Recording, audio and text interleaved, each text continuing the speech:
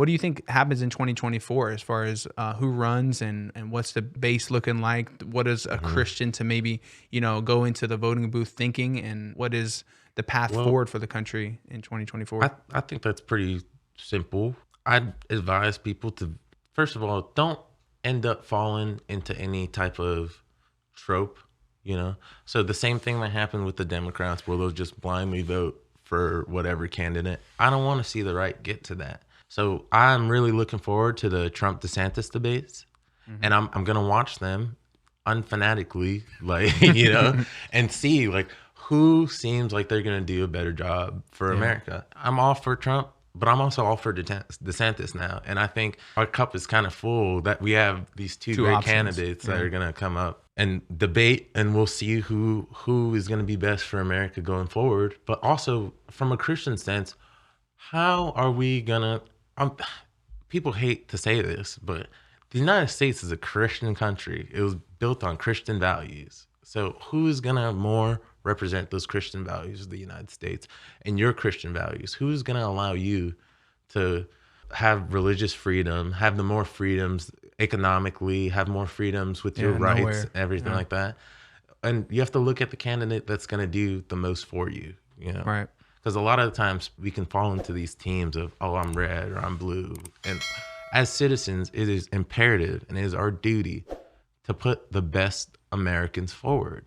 The Americans are going to be for America and making America number one and keeping America number one, which we're slowly losing a grasp on. Yeah, well, I think when you said, who's going to do the most for you, I think that's where we get kind of lost sometimes because, when we see about, when people were voting, let me amend that. Yeah. Not who's going to do the most for you, who is going to allow you to do the most for yourself. Yes. I'll put it that way. That's perfect. Yeah. Because I think we've lost so much of that insight of, it's almost like, what can you do for me? And I love that quote. I don't JFK. JFK asked what not you can do for your country, what your country can do for you. Yeah. Well, ask not There you go. what your country can do for you, ask what you can do for your country. Exactly. And it hits. yeah, it's a very good quote. And Evergreen. And it guided me through my life because as a citizen, I think, what can I do for America? In America that's doing the things not necessarily I want it to do, but the things that were promised in the Constitution.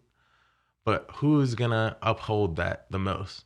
But sorry to cut you off. Well, no, I think that's great. And I sometimes I feel a little bit like in my heart, I suppose, that voting for Trump would be in some ways going backwards in a way that he is a divisive person in some regard. I do think his policies are great. I lost a little bit of respect for him when it came to his stance on the vaccine and stuff that he was saying of how it's the greatest thing of mankind in history. He saved 6 million people. All that stuff I felt was completely wrong. I don't think he had the good people around him giving him good information. I will say this on the vaccine, though. I don't think Trump would have mandated it. I don't have a problem with, I do have a problem with them rushing out a vaccine, but whatever. We didn't know the extent of what was going on at the time. So I don't have a problem with him I have a problem with them rushing it out, but the situation, I can see why he would have made that decision. Where I have the problem with the whole COVID thing is the control that the government exerted afterwards. You have to get mandated or you have to get the vaccine or you're fired. But you have to do this. And I agree with you, but you don't think there was control that was happening even during the midst of it, as far as, like Trump being in on the stay in your house, 15 days to slow the spread, and then extending it, and then just, essentially being part of the, and criticizing Florida for opening up early, when the science was all pointing in the right direction of, what Florida was doing, it seemed like he was kind of playing both sides a little bit too much, to the point where it was like he didn't really have a stance on it that was in line with, I feel like, what should have been the stance. The freedom stance. Stance, hey, here's this vaccine. Here's all the information about it. We rushed it out. Take it if you feel like you need to. But no, he said they even said safe and effective, and it's like you can't call that when there hasn't been trial and error. There hasn't been time of people taking it, seeing the fruit. Let me ask you a question. What do you think of all these athletes that have been collapsing and stuff like that. The Damar Hamlin is the main one that comes to mind. And I think, it's crazy how God works, like, because, that incident happens. And I saw it as an opportunity to get the conversation started about, other athletes in college and soccer worldwide. A whole bunch. There's highlight reels of, this is so sad. Highlight reels of athletes dropping, like who would have thought we'd ever say that ever, and it's not, going all the way back. It's going in the last 2 years. And to see the numbers, what they are in the last 2 years compared to the last 35 years, that's a bit alarming. To not even bring up the conversation, on these networks is a little bit alarming. That, everybody on the internet's talking about it, could be a possibility, yet nobody wants to talk about it on air. Exactly. But it was cool because we got to see the nation come together and really pray for him. We got to see people kneeling on the field again. This time they're allowed to do it, because of prayer, which is great. And then I don't know if you saw this, the first game the Buffalo Bills were back. After that, the guy, they kicked the ball off. The guy ran it back for a touchdown. Oh yeah, I did see that. The first play, and like goosebumps, whoa, like crazy. Tell me how it's been. And the guy's number, Damar Hamlin's number 3, right?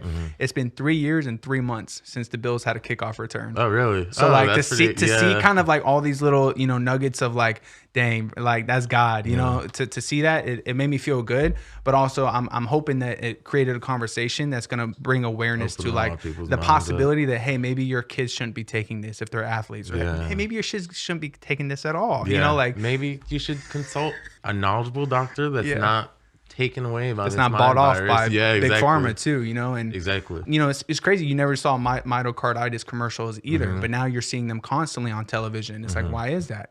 So it's like, why is this, all of a sudden popping up when that was never the thing, in the last 2 years, which is. I will say this though, it could be, no, a lot of people say it could be COVID that's causing all this myocarditis, but I mean, I've had COVID 3 or 4 times and I feel great. It was just the flu, pretty much. And I know that there's a lot of people that weren't equipped to handle COVID like that. I don't think that's the route that you should take with that is, oh, I'm susceptible to COVID. Everyone needs to get vaccinated and do all this. It's, I'm susceptible to COVID. Why is that? If it's something controllable, like, oh, I'm overweight, or I'm not eating the healthiest, or I'm not taking care of myself, then you should take a really good look at that route and say, oh, like maybe I should start taking some better. But people care want of the myself. easy fix. People want the shot, and I understand. We're kind of conditioned to believe all vaccines are safe based on just our entire lives of being forced to have them to go to school. So I think there's just been a lot of lies that were surrounding it, and that usually happens when there's money involved. That usually happens when there's deception involved and intent and power involved. So I think a lot of people got duped, and that's okay. I've been duped before as well. I'll admit on air I got duped by some QAnon stuff. I was like, Trump's really the president, dog. Like, ain't no way you got 80 million votes. Like I was in that camp for a couple of weeks when I was hopeful that something would happen because I couldn't believe in my heart and spirit and soul that Biden got 80 million votes.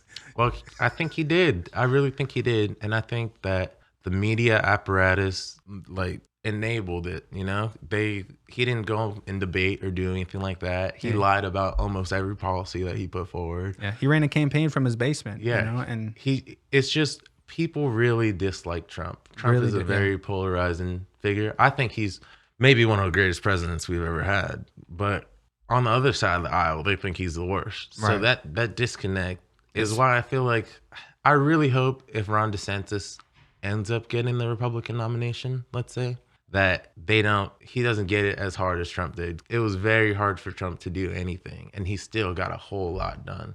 Yeah, it was hard. And he got a lot of pushback, and he didn't have people on his team. It was all, and a lot of people got duped even in that 2016 to 2020 era of believing everything that the media was saying.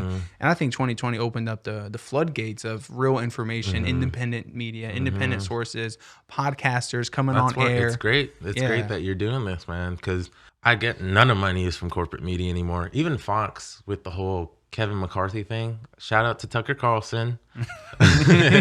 He's a real one. Yeah, he is a real one. Just because all these Fox hosts were saying like, "Oh, just vote McCarthy in, vote McCarthy in." Like, brother, look at McCarthy's track record. Like, look at his track record. He is not voting in line with what the people want. He is not voting in line with what the people want at all. But the people didn't want that what, $1.4 trillion omnibus bill Yeah. to get sent through, with a whole bunch of spending our money over things that like don't affect us, don't matter. Our southern border's in shambles right now. $0 going to that. Yeah. They're but just but there's money going to another border. Exactly. In another overseas nation. More than just one. Yeah. We're sending the most money to Ukraine right now, but we're protecting Saudi borders. We're protecting Syrian borders. We're protecting all these other places, but where we at home, we're not protected. We don't feel protected. I don't feel like the government has our interest in mind anymore. And that's what we were saying with the Freedom Caucus. Even Trump came out and was like, just vote McCarthy in.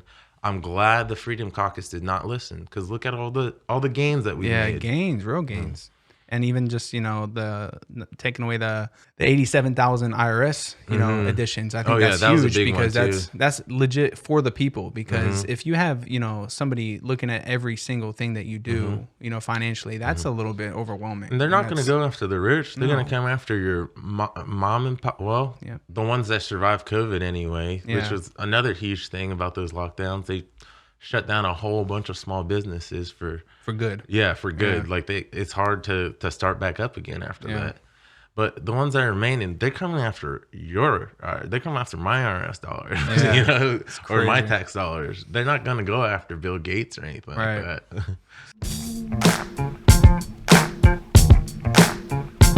that.